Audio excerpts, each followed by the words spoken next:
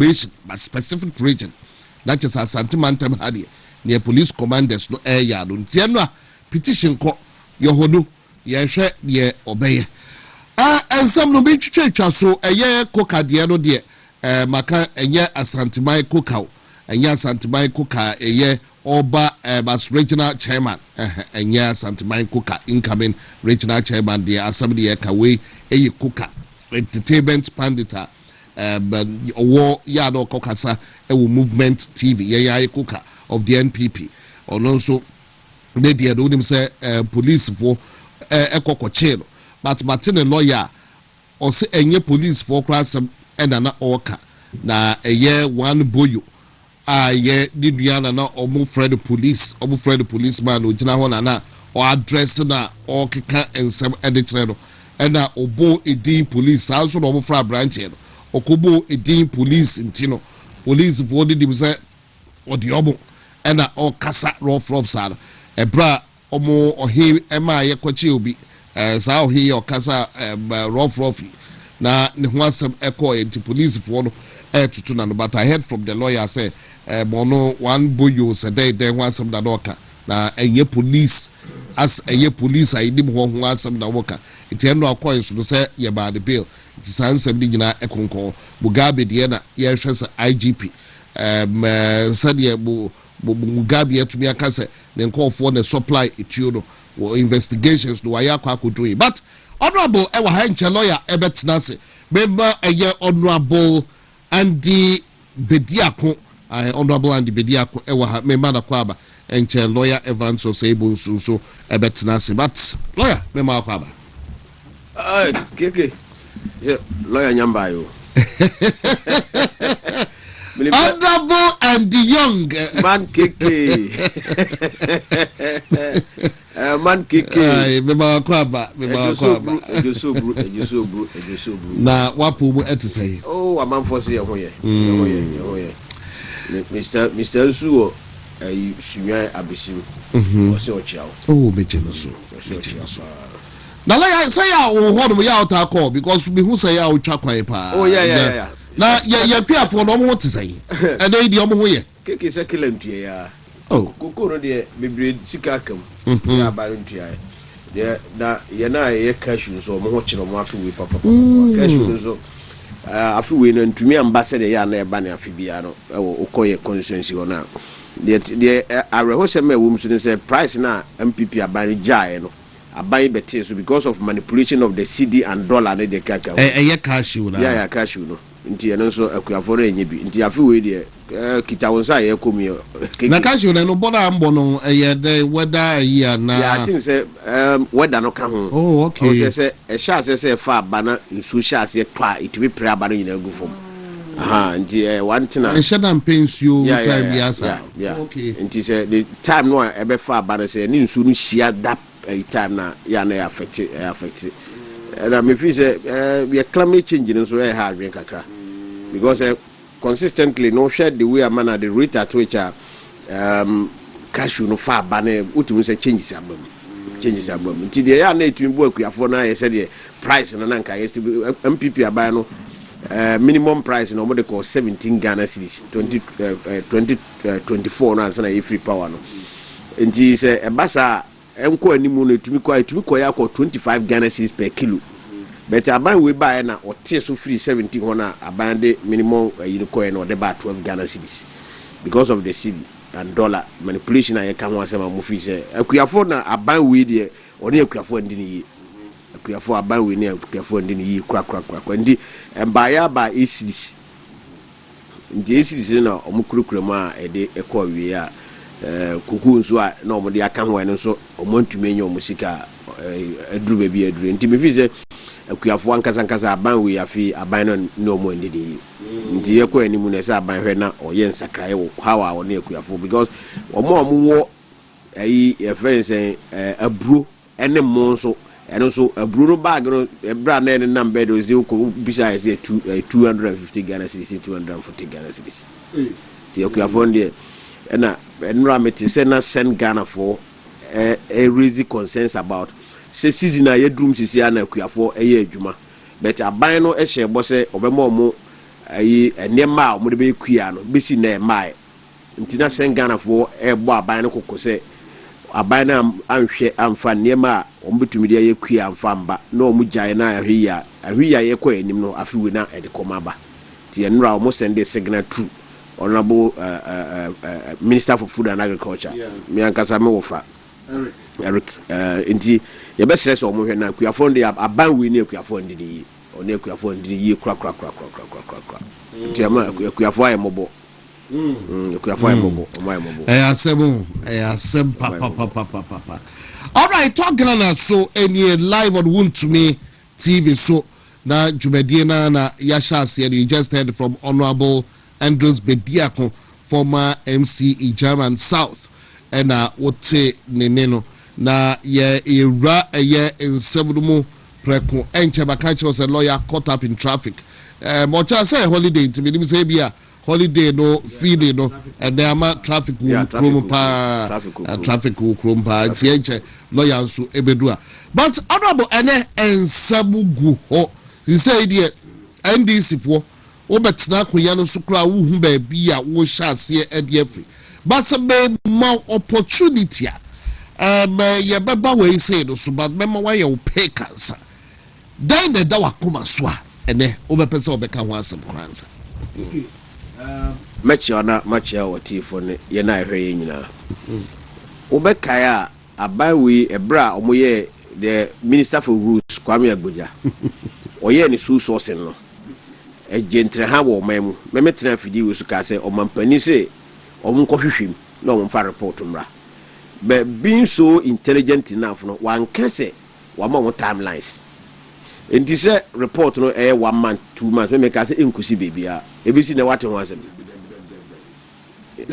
enti akoda wo the same thing na container no so nsem ba ya port o mo se containers ayira 2000 or 3000 something and also almost what the committee say omo hwehwem ebisi na ote committee ote ba bi e koy the same thing and almost san ka kire yen say obeka ya enche kura ba se ayi na ehu se electricity bill e ko soro na nkrofo etia Franklin Kudwomo se wo top power no na wo social media na nkrofo etia ema John Jinapo ebe ka kire say what committee ambo 10 days so omo hwehwe na omo fa report ma besi na wate ho asem enti aban we ya asa ne ma no moye no krokro de John ene ne de wontumi spell amencho me be betra ha ka se sa so na Kwame Agboja wa ya o de nama wa won se nipa ba ko kasa kese pa opposition e wo ndisi aban we Kwame Agboja o kasa papa o kasa na time na mo LCS o eye majority no okay ya ba be to about ya ma no ye no parliament hono ya de adwuma hye ne nsa no enti sa so se no amode afa Ghana fo sika o mo afa sa akwa mo ne no so o mo de afa de mo ye no e ho asem bia ma o mo mpani asem o ka kire enya adwuma o mo awie wo so sin ya wo ye wo ka kire say wo select contractors based on their competence yes and okay because they have the capacity enti no o select sa contractors no ya wo use the so sourcing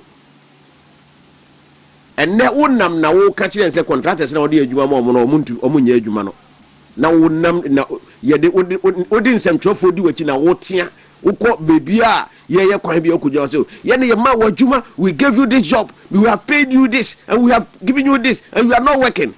Is it not the same person who told us that he selected the contractors based on their capacity and the due diligence and no ya or the adwuma no mo anne wote ano enti de no ka kye ne nyina no na ye ne personal interest enti do yes so na wo se adwuma ne mo nkrofo no se de mo ena wotuatua nkrofo so sika ese mobilization a eduru ba bi kwa na ye ma wadwuma ye ma mobilization because ye ma contractor sha se ye na adwuma wo ye adwuma na wo rezi the interim certificate na payment certificate na wo de ba na ya ko inspect adwuma na wa ye no anse na ba na mosika wo de wo se wo pentemti wo select contractors na wo san tuo mosika so mo nko site ena ebi nko ye ena akwa na gu ho anwene ne se omo ye adwuma na sesi ya no omo nuru be se ye friends 10-15%.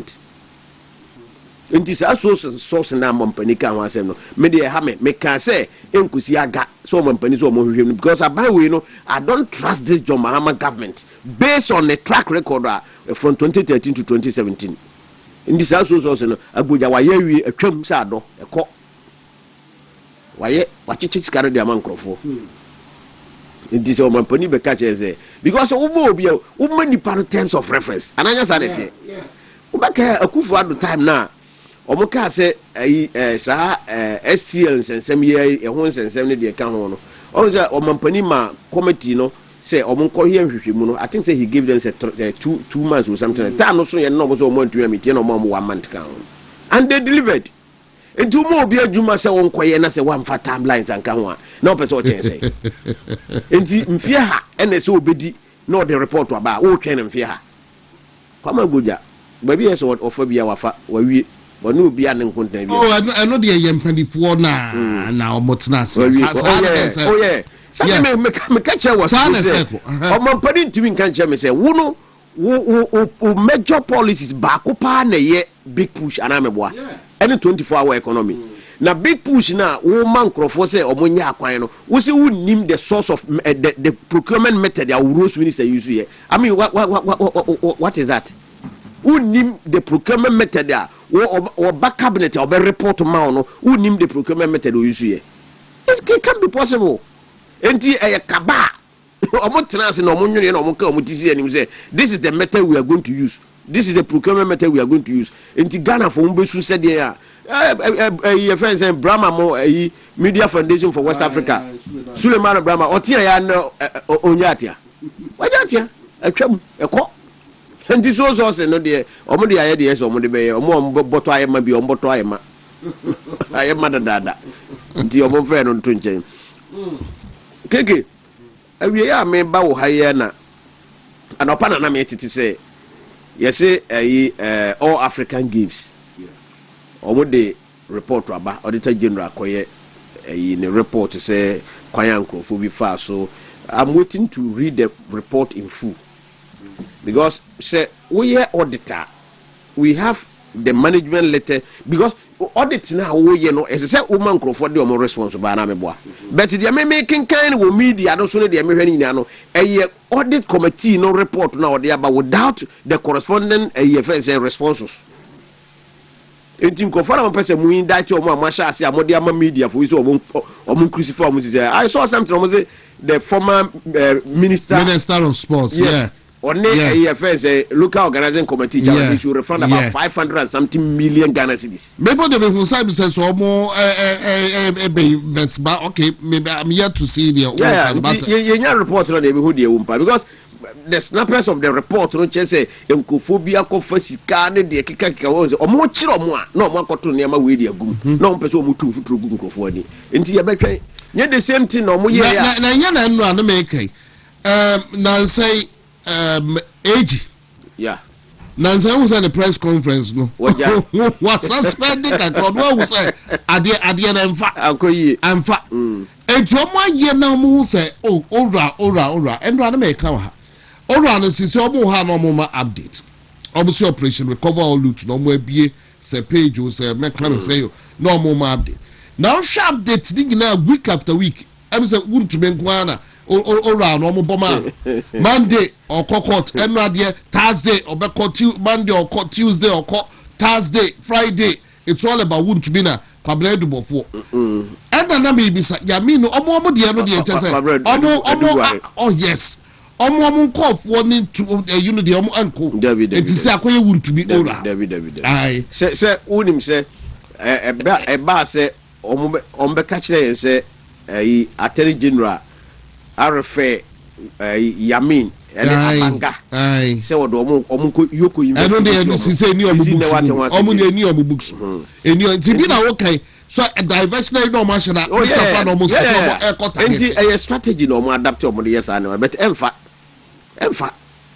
ye so ye da ho a ye ni da ho a ye tumi kenkan ye hunu ne ma ekwe emfa so omo di si a ba bi so magana fo ate emfa wo ayi Felix Kwaku ofusu I think it's about 2 months ago no catch say nipa omo ala ne omo app so omo de omo kokko to nya enu bi ni nti omo court de omo duru ha wi no 2 months 3 months ni nti omo beto sansa no tuma na omo fi se Ghana fo nyina se ye fa de saa ne ya fa de tra na omo anyo omo tie didim but emfa di omo ye nyina diversion tactics emfa because oh yeah near now person ni mu da ho no obi ehunu a you need to be transparent said you okay and de me ba ye galamsey so kiki galamsey no omo ka kire ye opposition say omo de galamsey no omo wo kimpins wo ho a omo ne akufu ado aban no na ye adwuma omo konna ekranda omo ne akufu ado ne da edan baako nti omo ba sa mrantie ya omo de korikori no omo bo no nyina no omo nya omo na omo aye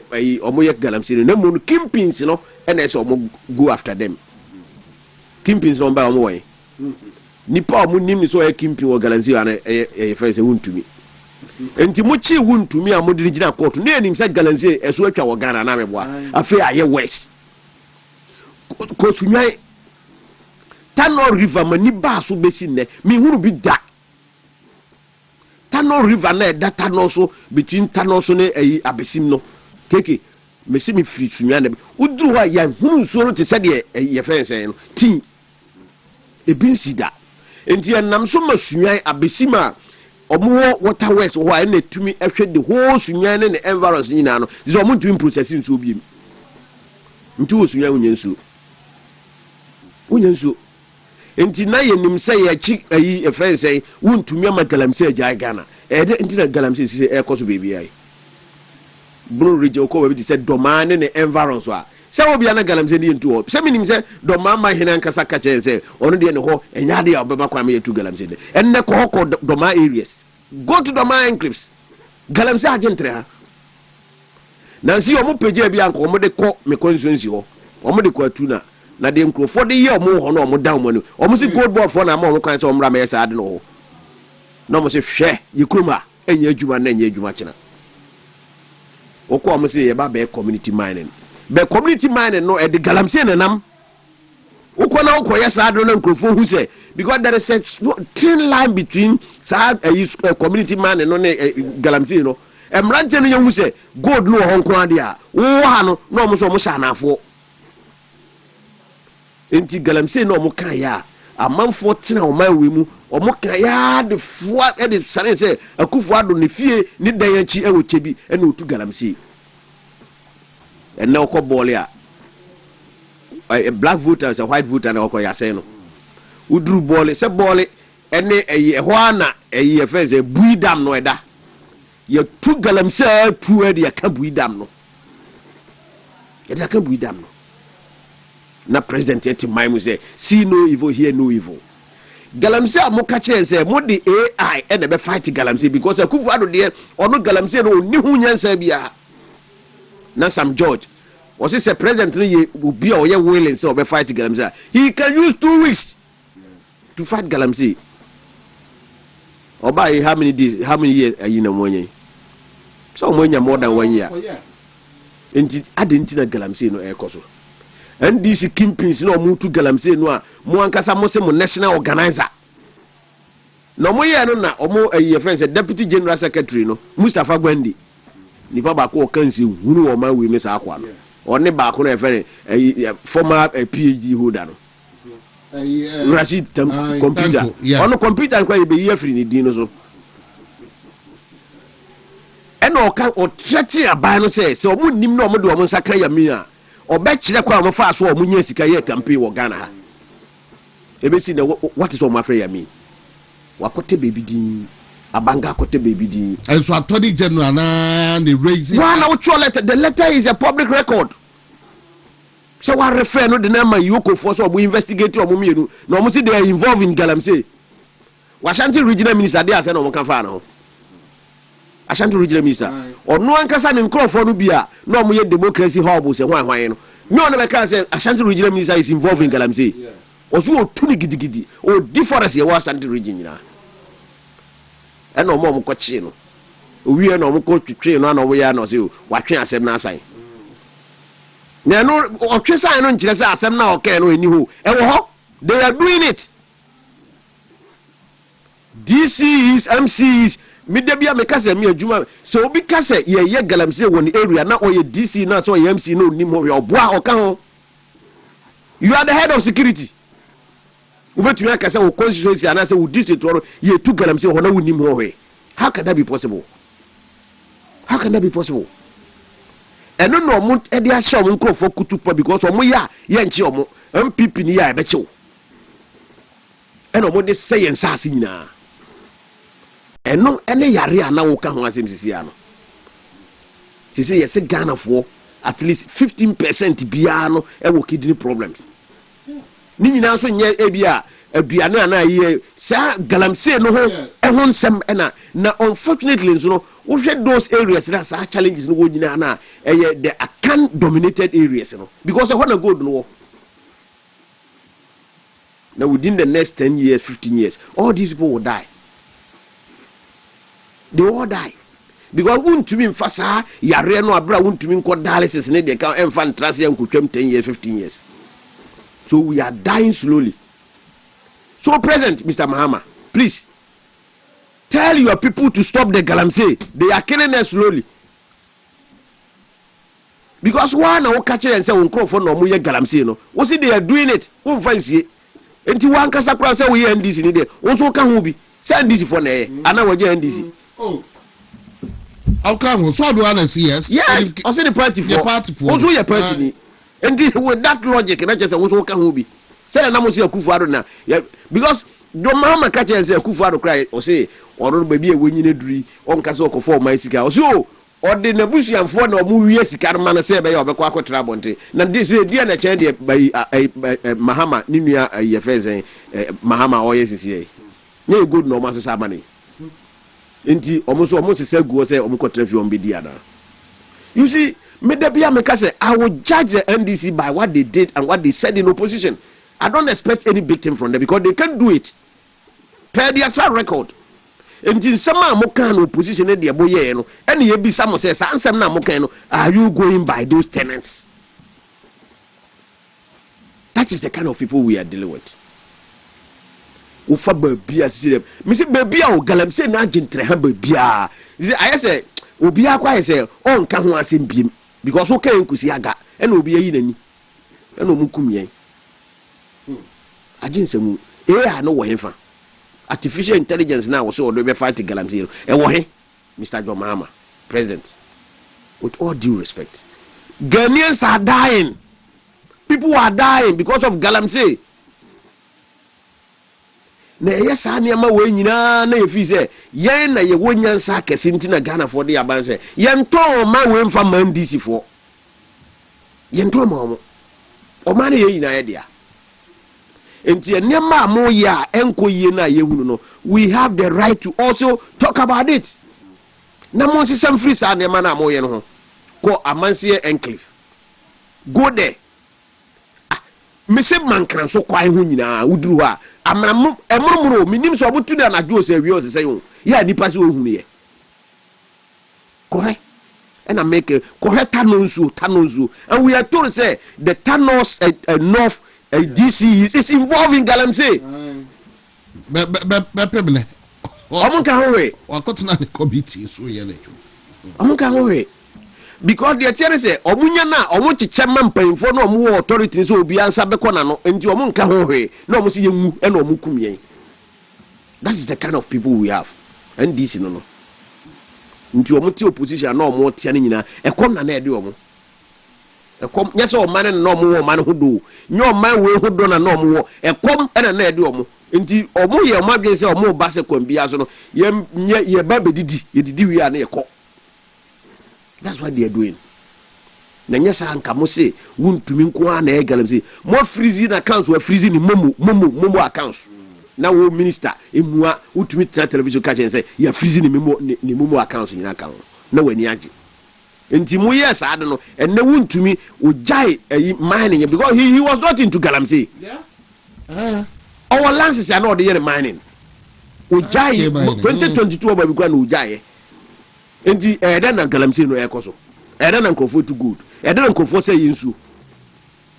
Me se me hu Tano River. Keke na me wra ho. Me hu bida. Tano River Tano. Ema sunyan Ghana Water Company for ntumi omuntumi enyensu hu adwuma nkofo nyensu no. I'm telling you.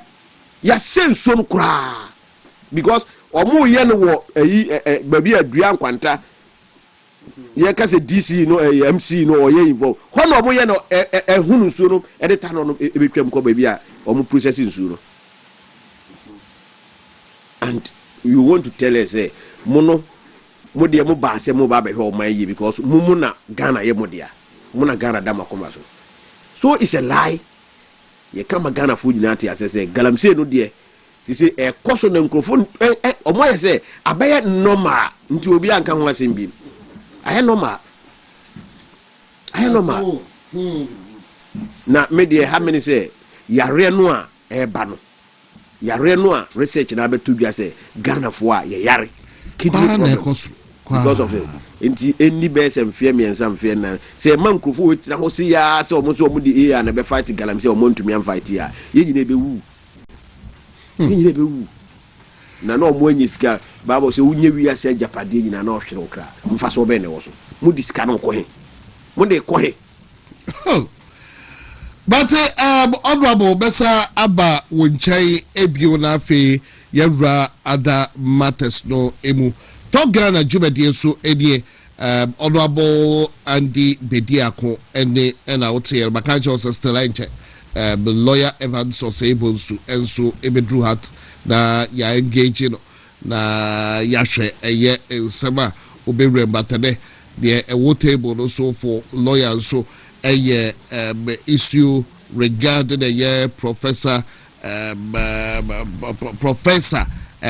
didn't put say nipa 3 omode a Frempong Boateng and 2 others are omode Yahoo Tabaklo ne where Dr. Muako Miyama omode in some court the lawyer ebe share and omeka say lawyer kra atnase but before we informants a Divine Hope Herbal Center Omo and omode Ochia Herbal Powder Aba Ijaso Divine Hope Herbal Center Omode Ochia Herbal Powder Aba Ijaso inti se usisi eya oya ebia ye kuku bema waye mre wo mpema na wakwa akopɛ Ochia Herbal Powder ne bi na Ochia Herbal Powder crowd is say no a household name crowd wa wodim no de if you know Ochia Herbal Powder ko na kopɛ bi ekira kwan na usu titu usisi oya ana bema waye mre wo mpem na wakwa akopɛ bi ekira kwan eno ane so obepɛ Ochia Herbal Powder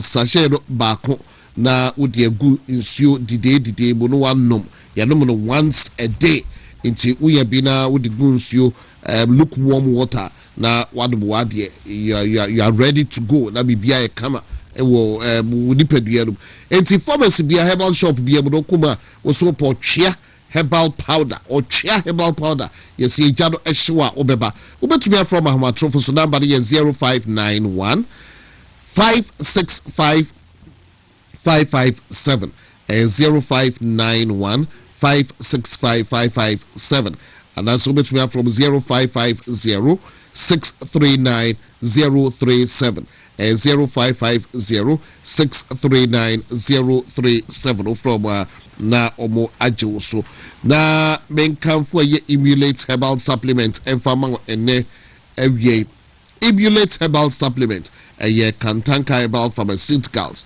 and a research center omonsa anu adwuma eno na Emulate Herbal Supplement non solo for detoxification efibia wo widie mu bia enti unya Emulate Herbal Supplement nibi na wonoma utumi se efibia block liver kidney ne niema ma wo organs the enya adwuma yi no edo ade se ubepe edroi bi no anom Emulate Herbal Supplement pharmacy biemu herbal shop biemu no wonsa ebeka ndroi bi FDA for so agiatum papa edro ekoye na wa kokoto Emulate Herbal Supplement ni bia security features no crowd out to say yes Kantanka Research Center Kantanka Herbal Pharmaceuticals and your research center no mo abua mo eye temper proof hologram ye Kantanka image no eboso and no de ye KHPRC logo ibi aboso into to say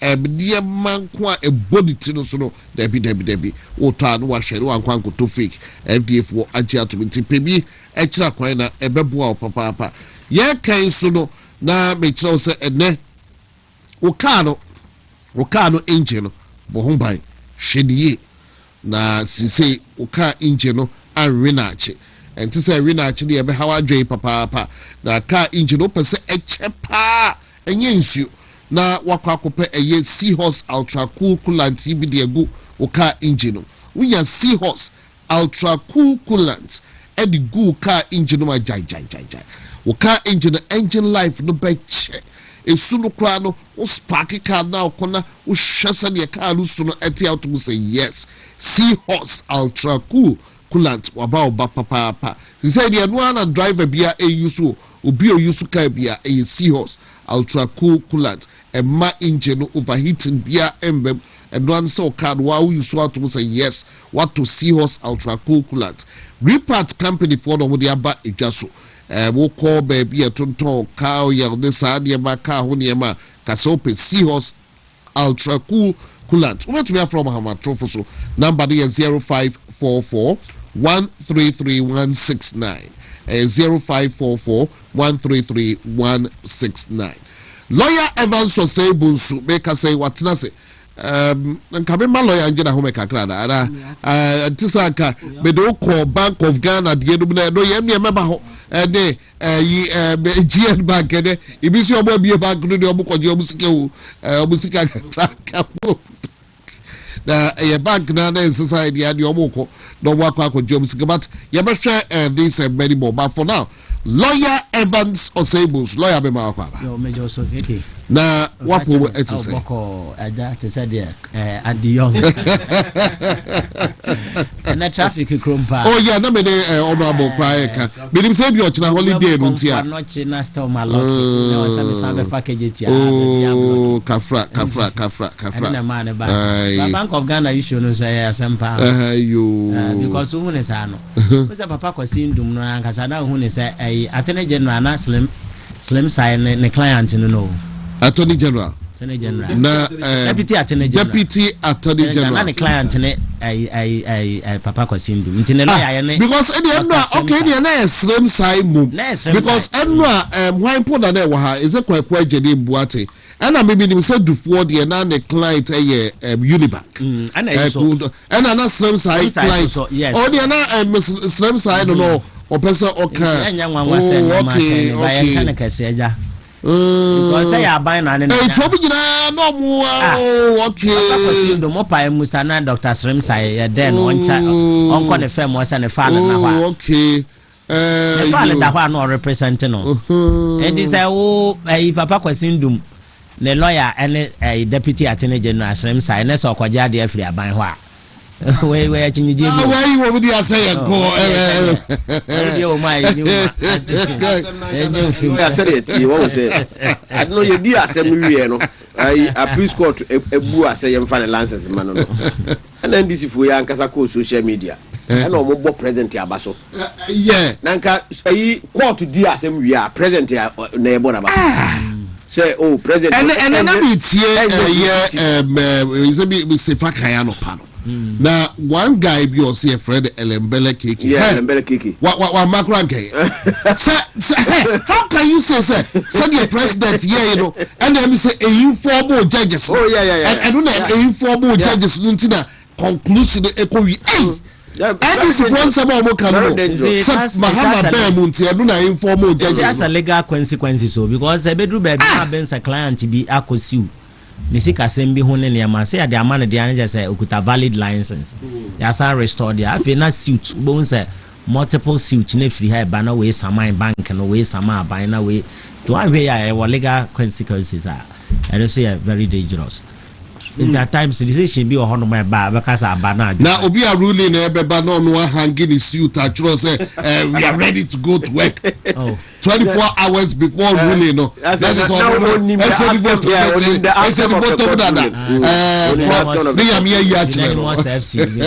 unanimous Supreme Court no anti okoka ya say onka anti okoka ya say contempt acho but ya begu so okay yeah and then last time I think now I wanted to recall say honorable the raise was a while raise about a year the part 3 omo a day case eco court said delegate system no nka be ya yen scrap yeah asam no asra court na me hu justice Srem Sai Attorney General the Facebook wall watchro nsem bi e wo hobakan e de akire ahwefo na okay yes my kind e de akire omo a hwe no na ni nyina ko wie se sisi omo no ase wakwa join case in support of the nipa miensa no e de court. What does it mean to the ordinary Ghanaian? Yeah. Medasi keke. First of all, ye musa ye ho se e de empa porte na omo Dr. Frimpong Boateng mo de eco court. You see on say o hwa ye delegate system. Political parties ni nyina ye delegate system. And the delegate system na ye wono e kire se ye yi delegates bi abehye ho. Enti sa delegates no akwai say blanket type closed type bi. Enti enye open. Enti delegates bi ni ye yi wo mo a because party ni wo the constitution of the party no e ka bibi say members in good standing. Enti members o me good standing o mutimi eyi ntoboa mo tua mo to ne bibia no members in good standing o mo meetings ne bibia no enti o mo de sa no mo de yi delegate system no mo de aba enti sa delegate system e close enti enye open enti your friend blanket type enti say delegate system ne ba o mo ne koyi presidential candidate bi de ne ba all political parties no ana Dr. Frimpong Boateng mo say no sa delegate system na eye blanket type e close no aye many pedia mehim no emwa esene etia article 55(5) of the 1992 constitution of the Republic of Ghana. Now already na article 55 now o say the omo ye ni nyina conform to the principle of what sa democratic principle say obi abetimi akoto aba no eti na we see eti bi delegate bi da ono nti be man read article 55(5) for kakra man 55(5) oh say 55(5) 55(5) a read or a treat the right okay is hereby guaranteed. Every citizen of Ghana of voting age has the right to join a political party. You are reading 55(5). Okay, 55(5). No, sir, I'm right. Also, the internal organization of a political party shall conform to democratic principles and its actions and purposes.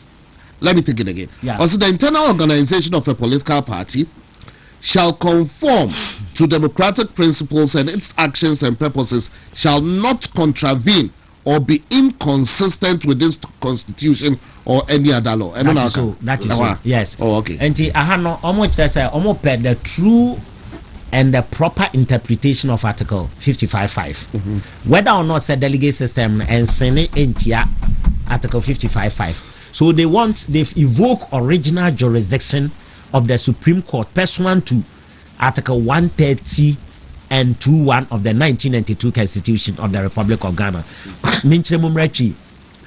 Article 130 no actually says I won't be a ubetimi akọ Supreme Court omonkwa na wa original jurisdiction eso mbechire omayi provision bi a emu odin a eni ntiase a na se ntiase no enye clear no 1992 Constitution of the Republic of Ghana na ama Supreme Court nkwa kwan nti by virtue of article 130 no obetima evoke Supreme Court original jurisdiction ese omonchirechiri na okay article 21 of the 1992 Constitution of the Republic of Ghana 21 say every citizen obi a oya oman babia bia no say aye company say ye kwan aye company nti free ha bia no natural or artificial person bia no obetimi evoke article 130 no say ye nkyerechire constitution net ase.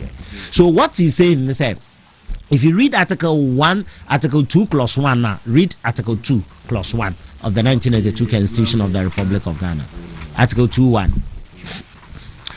2(1) may have or say a person who alleges that an enactment or anything contained in or done under the authority of that or any other enactment, or B, any act or omission of any person. Yes. So yes. Koso. Okay. Okay, a person who alleges that an enactment or anything contained in or done under the authority of that or any other enactment, or B, any act or omission of any person is inconsistent with or is in contravention of a provision of this constitution, may bring an action in the Supreme Court for a declaration to that effect. Absolutely. So what he's saying is that any person be a citizen of Ghana, whether a natural or artificial person, so it could be a company, a bit a company, a bit an individual, we are Ghana ni, and our company establishing in Ghana. And your company unchifra bruchri, in the company natural or artificial person. In the natural persons ya minu artificial person your company. And be ni mod Ghana, ni an Ghana na Nkansah dia ni be no Ghana hadia. So until or may mera be ase and our provision be say inconsistent to nintiasia obetimi akọ Supreme Court. Now go Supreme Court obejina Article 130 clause 1 of the 1992 Constitution. That one you are evoking the original jurisdiction of the Supreme Court of the church and the memo. To which na provision we no na Dr. Frimpong Boateng omo ye citizen of Ghana and omagina Article 1-2 so and oma evoke the original jurisdiction of the Supreme Court under Article 130 and omo de call for nchirechiremu in respect of Article 55 clause 5 of the 1992 Constitution of the Republic of Ghana. Because the person who say whether or not say your delegate system na ye wono ye yi nipa bi ansa na omo na akoto aba akoyi MP ye yi nipa bi ansa na ono akoto aba akoyi president na maye no etia o mayimra Article 55 now because Article 55 ne say SSS obia democratic principle no obia o ye man ba bia etimi koto aba enti die ntina ye koyi delegate system bi no na the presidential candidate brewo die ntina ye koyi delegate system bi no na koyi MP ede ne bro ne ma obi okuta party no card bearing member bia entimi nkonkoyi no enti Supreme Court nchirechirem whether said the political parties ni nyina ye no esene against Article 55 clause. But one might argue say a raising constitutional question in the first place. Yeah. And where does a universal adult suffrage yes, because what they are saying is that universal adult suffrage anybody biana or eligible so betimi ato abebiano that person okay I think Article 42 there about to Bibisa a catch say a former association of all political parties. Into any obi or universal suffrage that what drew 18 years or to a baby obetuma join a political party bia. No join a political party bia dia. Dr. Frimpong Boateng person much say oh yeah member or you good standing now obetuma ko to a be prime minister ko yi presidential candidate aba. Adentina ye yi nkrofo delegate for say omumom na emeto aba. Emfa prime minister bi emeto aba emeyi presidential candidate bi omumom na enkoyi MP bi mfa no mra. Into Montiasia into universal adult suffrage obia okuta card bia no ye Ghana ni no belonging to political party bi there. But time your elections there should it be through a universal adult suffrage. Yes, election there a universal adult suffrage. If you qualify to vote and you have a voter ID card, you can vote. Into universal adult suffrage here. But the point is, you become say. Well, maybe your lawyer deal, but be super catch say one written laws will be the tutu maybe I quite you want laws be that is the ebe common no. Now same way BSc our United States pen. I'm one of the states no where the California depend. Justice Scalia Kwaku crime Justice Scalia 7-2. Omu route ya and California the course first the court of first instance no. Frimpong Boateng microphone no anomo US no enipa me de omo toto omo amoko US omo we ni case no but court ekwa appeal Emma Justice Scalia ono na edi rule ne bae Connecticut courts but the koba e say ekoye 7-2 Emma omo route ya Dr. Frimpong Boateng ebi na ye hunu wo Ghana enti akoba se Ghana hwe mmedanim no onya ebi da na oni bi da obetimi anya persuasive effect from United States because you know common law jurisdiction. Because your government kakra is here say yes your common law jurisdiction. And to get my by yen niam Dr. Frimpong Boateng musiki no na yen briefo no kakra.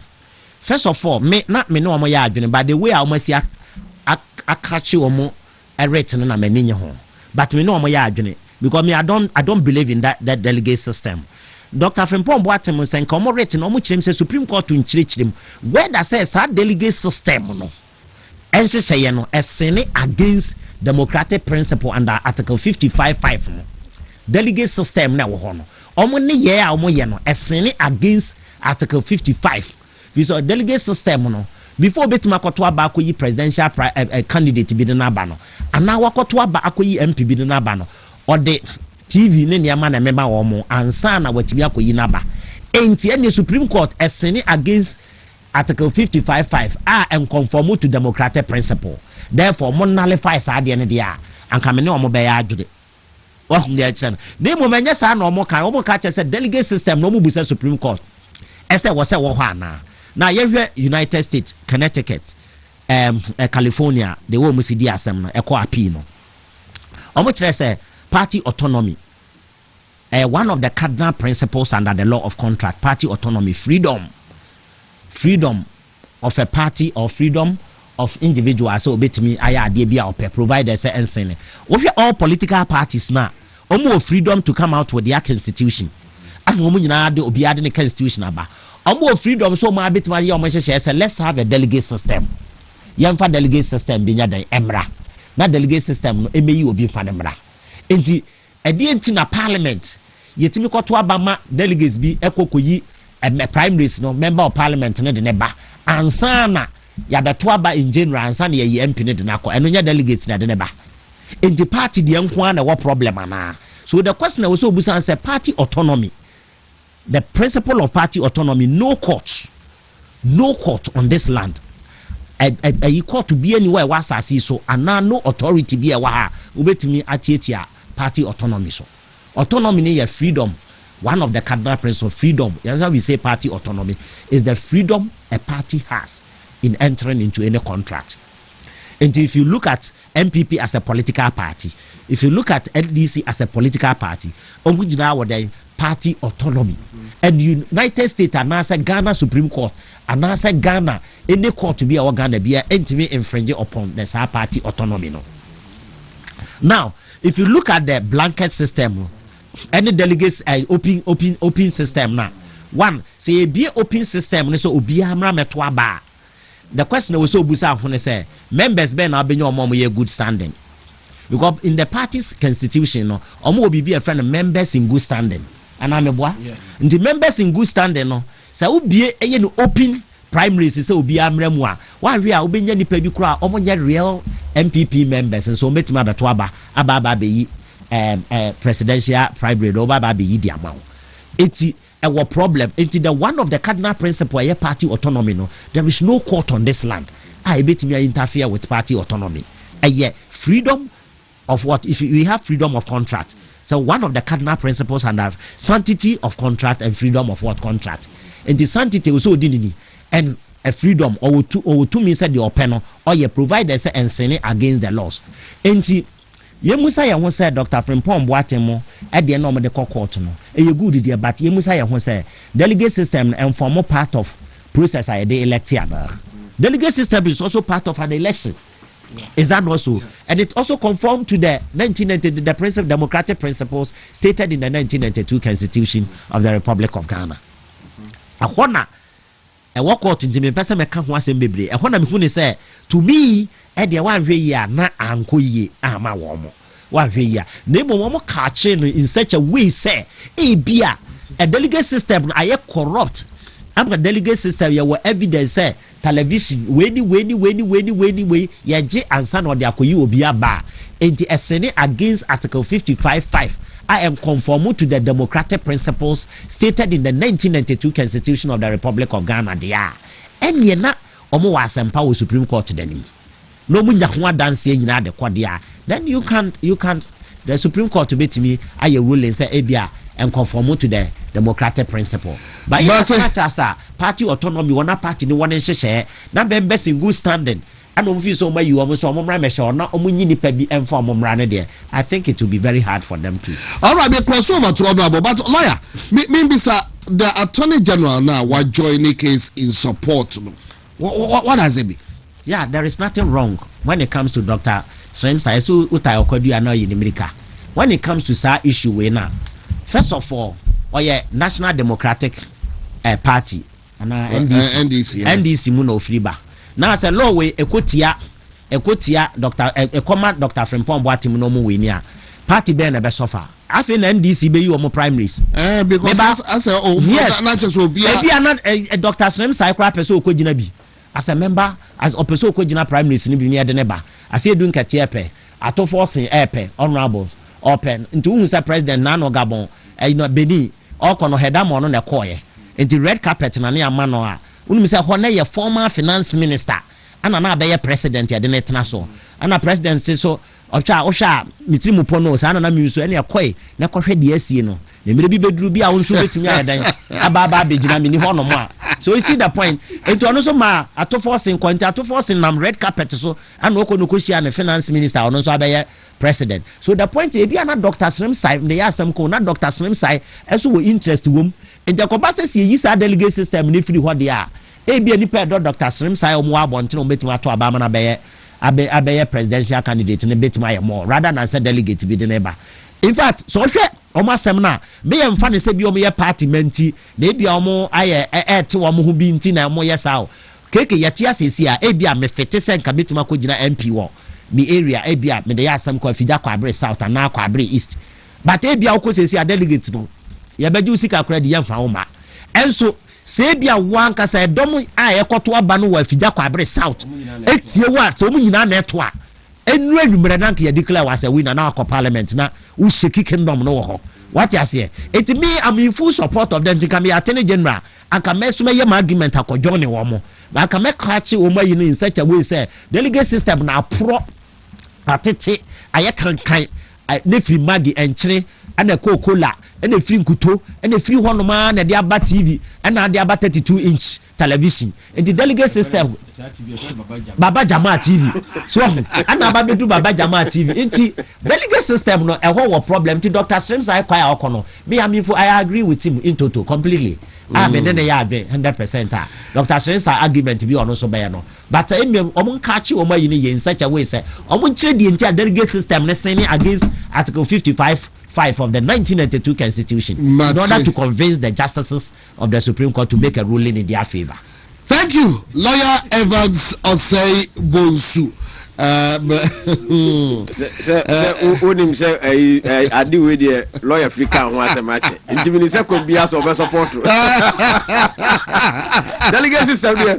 Lawyer Africa ho asemache. Intimini say ko bia so lawyer be support. But who say ya dey do na lawyer then because be who lawyers be so bo we bisa which rules of interpretation they apply. Do what about Supreme Court no the rules of interpretation purposive rule a bit much the purpose of it. The purpose of the 1992 Constitution. You see, your black letter law, your one mobility literal meaning. It will also be the believe golden rule. The purpose. What purpose does it serve? The purpose idea democratic principle. So be the 32-inch comobia. Does it serve the purpose? The answer is no. If the answer is no, then the legal system, which is the blanket type, does not conform to the democratic principle stated or enshrined under Article 55(5) of the 1992 Constitution of the Republic of Ghana. It also bet but Lawyer Evans say Bonsu. Okay. Very interesting. But the whole thing is can't win now.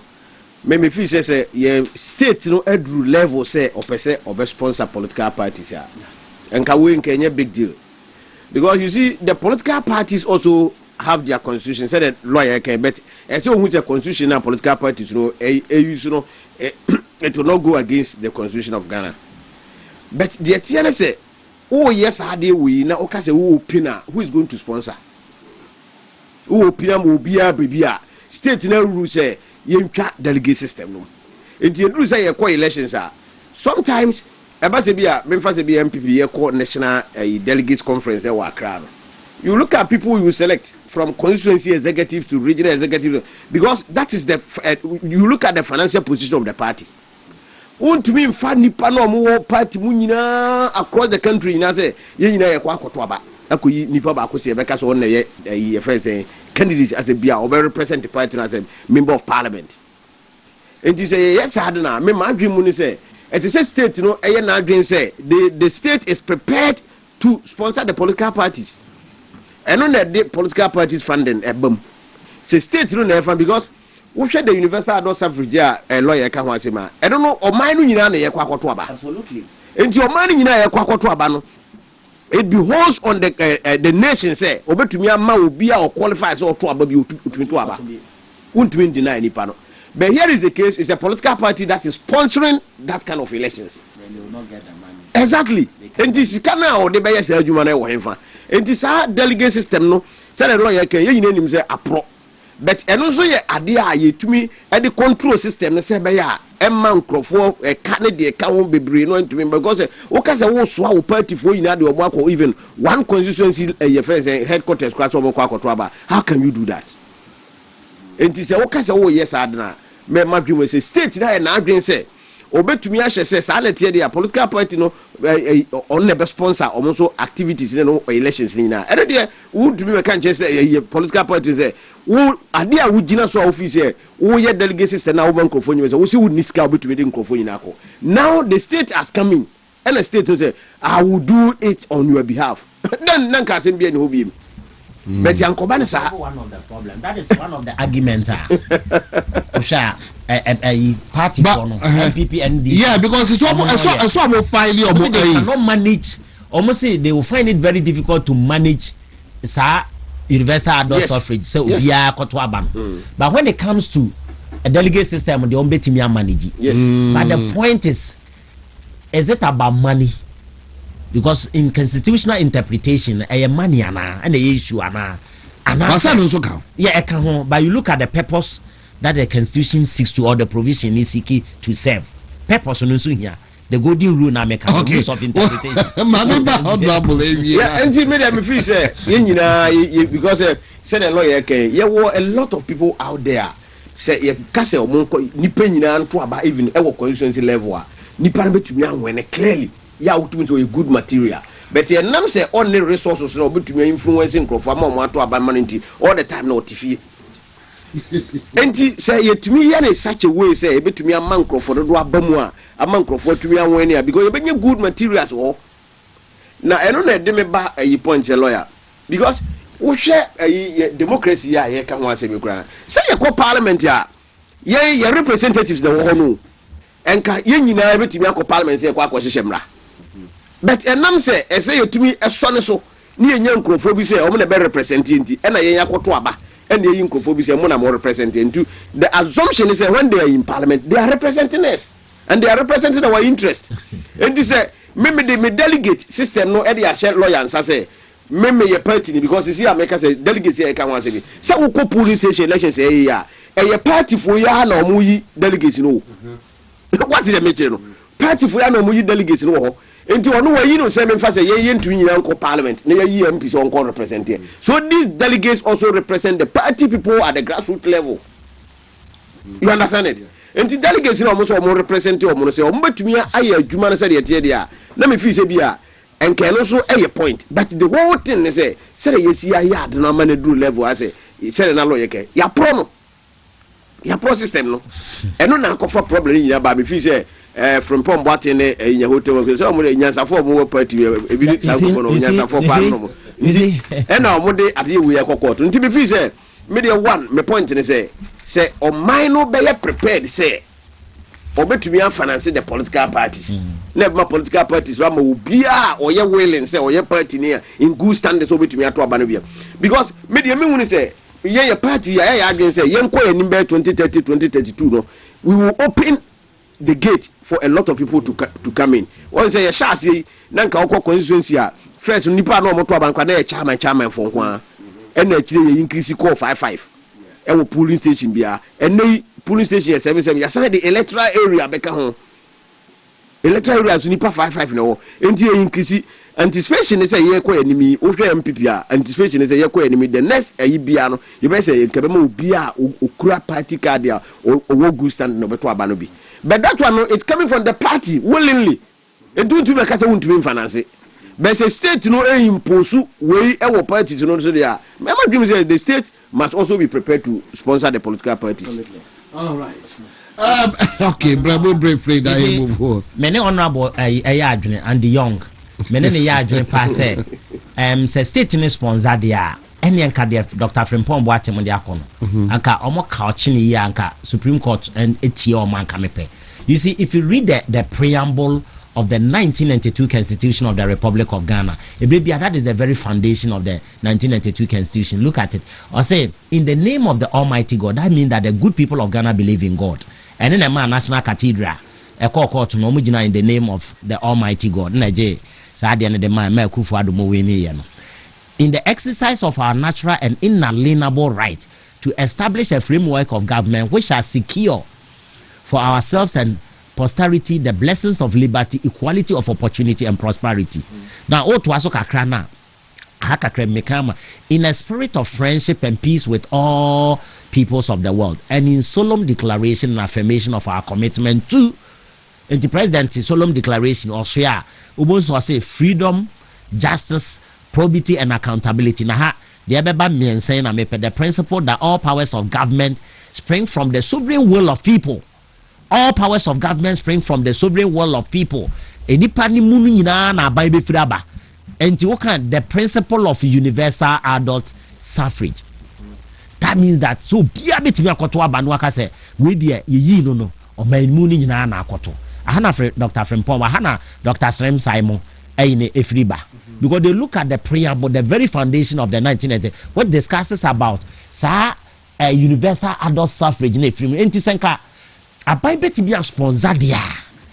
And then Sadia no media court and can be who but a year be my days is away in a sika seven every man. What is solve the problem?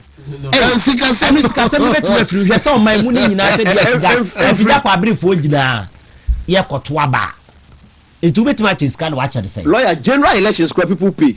Yeah, because yes, because the people are here. You'd be first say, "Ebi ebama sika sabno," and every model solve that because elections now here in Ghana no. There's no way you can say ubi sika sabno free. But once a delegate system, the money you huni say obi timiti say ebi na obi on ma akwaya romance scam na bibi etesa. So obi koye bibi sa no gade sika delegates ni so ani ntino. Okaso bonus sketch obitima bonus sketch not a member of parliament so keke e basa so ehu but wotrem kakrama ade no emoko ba bia ma universal adult suffrage in fact ube pesika so bebre the tie ne say nipa na omo ho no say na 2000 na otua ma delegates na be dose no e bi obetua 200 enti eno nche say 2000 na free ho 2000 no ho bet say no akoni pa bebre ho. Instead of saying one person or 2,000 no, and never tell me say 200 no, or bet you for the paper 10. And you're increasing number no, base casenum free. And but be a year was is here there. Sika some politics, you know, there a very difficult, very difficult. All right, not what's it? Yeah, be there's not no everyone. How be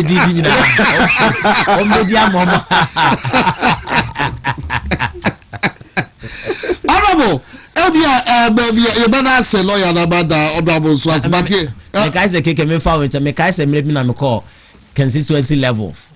Me who say buy a topa after the polythene bag na to aba na wie ya rob me forward na e wie na did match lawyer we trate ya we trate we go sa ko bi ya go do sika now titi all right talk Ghana but you say be in support of AB at the court no but here said the Supreme Court no be dear some no with the interpretation and all that one interesting case share him now just I don't know but can say say no the professor Edi Bemodia that just ye a delegate system no and I think say Nkansah about the Bema was attorney general since 6 months so yeah not to say delegate system will be out.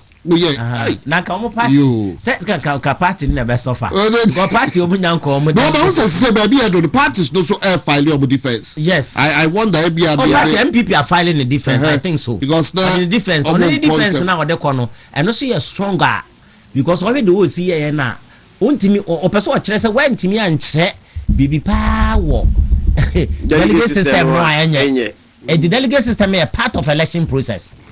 conform to the democratic principle. Okay. And one more instances, United States, maybe I must use the delegate system. And Jacob Bassey, until I'm casting catchy or my ye kakra, as I yet literally hawk a crowd there. Kenya cannot bear the Supreme Court. In the absence of the law, no Supreme Court, I will bet rely on any other common law. I will persuasive effect. US and be a quapino. Mate, honorable, you know, about say we have a kind of be that for years, bank. And one year, Council of State members.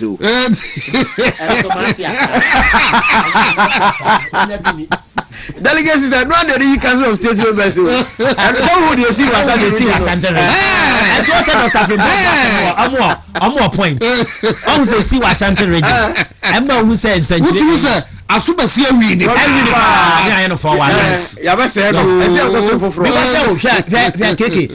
delegate system ni wa ankomo ma be di president democratic rule and come on, excuse me with all due respect, come on na ntimi me president.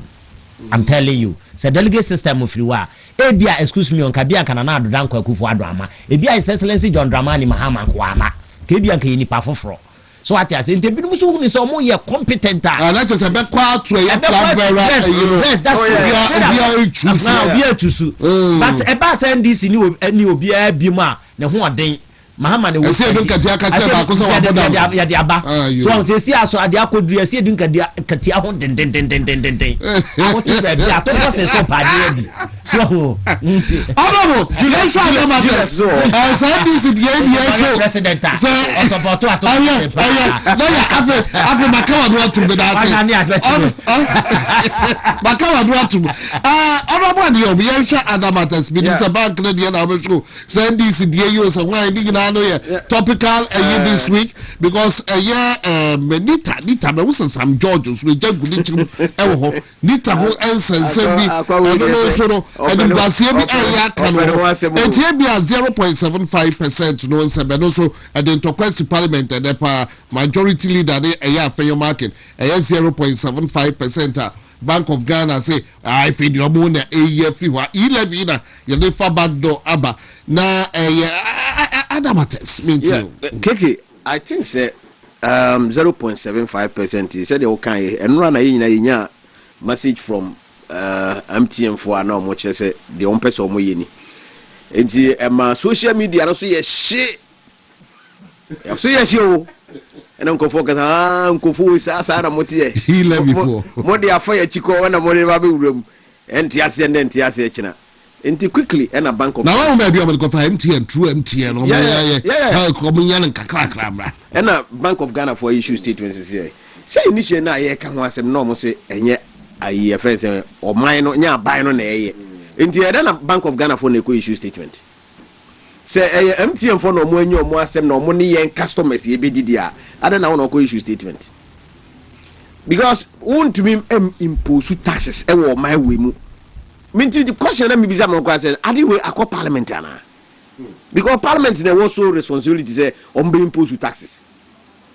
Enti say o yes ade we na eja amanfo yina de o manu tum na eye say o ma twe asan. No more de ba bi ma wo miewuru basis o mo gina so o mo de sa ade no ba o my way. Because tax no de yentua wo. Kilentua. Yentua.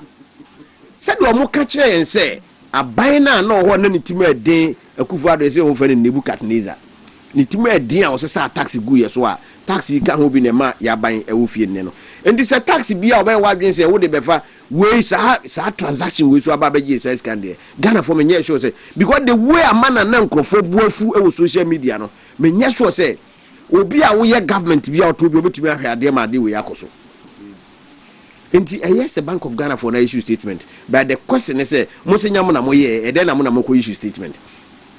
Enti o mo anka say buaka o mo sim e na o me hunu say be ba ko bi nso a e wo ho keke ma mu say Dr. Gideon Boako wa choro article bi na ehu I me kan article say sa na tie dia say etumi ba mu say because last week no sha say bo kokko say the banks no e be no man mu ni na hwe yi a wo sika eye dollars ne de ka ho no a wo pese wo de ko bank no e within last week no ye 10 minutes yes ah wo bedru bebi no bank for no be reject sika no because of some policies of this governor and the Bank of Ghana na okay article no awutum say ano ehye enti ye mom pa say the because you say governor no so any bankers no ahia omone banks for no ahia ya omo discuss say no enti say nya saa nete a eno so omomra abanti no ma issue statement ma yehunu say eno so nya saa nete say saa nete so de ayehu dollar mi ni bi de the lawyer mom will be maybe omo be chiro no me dollars say lawyer mo de omo di international cases nanti ya dollars e bi wo ho enti eno so ehu oman menu akeke de meka ye video bi a oboy Mugabe video no enti IGP ne nkofo oman we omo ma na so omo ada we de wada enti MPP ni ne ka asem wo yankasa brinka obeda ne fie na utumi tinankran television so akase Ashanti region enkofo yesa omo ani san Ashanti region pawo se police form pay info omo ha no omo atototuo de ma am robbers na omo de boko no mba na omo abeche. Can you imagine this? Ya sam kase o na IGP yi na niti se de onte kura meanwhile yese when your unity bi a ewo ayi fence o Africa omo de nam social media no omo hwe omo kan se watie police for na Jomahama na NDC for omo kati MP for the onte da just omo kati NDC for nkwana ya omo te ana omo sa ayi na omo ate no ye hu se MPP ni na yetwam na hwensem akese wo ya Mugabe kan na ye gyan no enti se Obama mo ya de ye hwe se ombechi no because se Obama kruye de omo de kwachi no se ono video a eye nkrofobia omukrekure tu a na omo celebrity se omo jubilate wo no for baby o say e na okopost ye e na de kwachi no ye de kotu more than 2 weeks na obi timi tena television so e kase police for ampanifo omo wa Ashanti ana mo wa Ashanti region monti ya na misremo mo hwe ya montie ye se police mpanifo amo wa Ashanti region ha mo tototuo e na mo de ma arm robbers e na mo de koboko no mo ba na ye ne mo ache buti no mo meyi mo ano e we nyame nam kai reporter speech and the police for you di see no evil hear no evil he say silence sikama and robbers yes ekokro no bo yes omunye sika no mba na omo no and your honu eto and omo yi omo ni enti say moye didi ana chese de Mugabe kan ye nokore no se enye nokora mo kochim na mu bisa na say him find an evidence wo na asem no ehu keke ehu pa finally na lawyer ba ma hu se gasto for ba be o makunya keke na Dr. Papa Kwesi do o say ya dey ya say ya dey last say amaro Obama basu o my we are not serious na the lawyer first and Dr. Strem side yes na wo dey kwa asem no esi ye na ye say na wo kan o de koto ni Facebook ade be chem ye di ase na wa born for the time na yi ase so he is ready to go to work until that say the onim outcome of the case Yadi kan bona mane and na ye wie case no so pe na government spokespersons omo kwotena social media the omo kan say ye mo President Mahama Baso ade a eye a police court na ama judgment no so what are they telling us? Are they telling us a president every judges no catch them say muru assembly in favor of a because ye ko campaign 2024 and 2020 can say oba obe make sure say banks na omo chiro mo nyina obe restore omo license dia mo omo si MPP aban collapse banks banks na no mo ye no consolidate banks that's why we have consolidated bank about 10 of them and omo omo bom nti be breno no nya adwuma na omo adwuma na e da so ho enso come so omo gu banks meanwhile banks crisis na there banking sector no from 2013 2014 2015 World Bank report you na wo yina kire mo say banks no e collapse mo nya hu bibi mo anya ho hwe na aban MPP aban etumi ebe ye nhehye we e ma ye save more than 4 million Ghanaians on deposits mo so na mo boku fu ado eyi na Kwaku ndu ne lances ya oso Kwaku start wo elimina ho na okọ shase elimina no be shase obesan de bia ba me kruma na oso shase oye ne kaka obesan spread said o de be 200 and something ukoduru a the table ba ko sia ba ina ba ko nipa ye say ya te bank sana we no na we enye bank o mo say eye bank no eye savings and loans enye bank bank no yes because no crisis enti wantumi antua sa capital minimum capital na say they establish bank no 400 me wanya nti otia say ma ye downgrade no from bank to savings and loans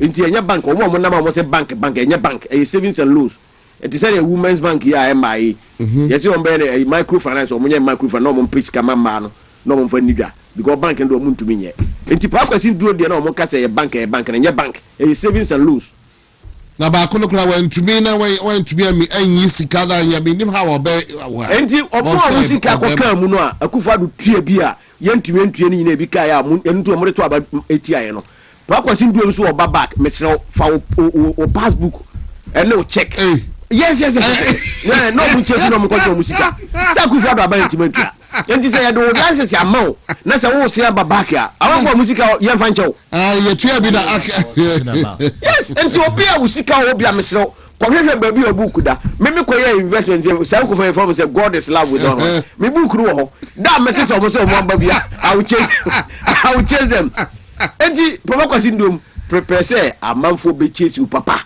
ajo musika say president na say wa more kwan say be operate with savings and loans be prepared say nipa na musika ka sa savings and loans all of them will come for their money and papa kwasi ndom o de yaka lawyer I think say we be 2 minutes be na the American say a legal implication because obi a wode ne ka bia no onya establish a bank na omo nyina e ba ho it is a ruling we enya de bia e desa ase onya ruling or judgment we no wani age because customers ni nyina no clients ni nyina omo ba ho obia fa ne card no aba say wo de mekantie na etua ana abet say akwa na say Muhammad ye ka nti e ka ni bi no papa kwasi ndum de ye ka ti oba abeje ana nya me nwanwa ruling bi o ha because ya TB per unanimous FC ya TB per ya hunu say Dr. Srem Side deputy attorney general ono a ne client ne papa kwasi ndum o da bia ono na di na asem ma no na ono anso na ne abanyanya papa kwasi ndum ne abanyanya na attorney general ko gina wa ebe wi say nti ade de adame nti asembia ni but bena sepaba pa honorable Andrews Bedia kon former MCE for German South municipality so and a lawyer Evans or say Bunso and a lawyer na go to mekoi okoi no meko ofenso okay only wabre you mate but I say the lawyer Evans or say Bunso so and what say Nenkano Francis J of WONTUMI TV. A very good evening to you, Francis. Or call for youth organizer. Bosomefre who drew Hodoma delegates. Yes, couple idiot delegates. A 2 year a year a see a floor. Bena Chesamaka a Francis J. Bosomefre who youth organizer or the Hunchinem on call baby. I would the day. Gasto mixture. Yes, sir. Benzoplax mixture. Prostaplax mixture. A year. Ninjinano a nature medics consult obo ensa no adwuma Felix ewaha a oni e ba bidinko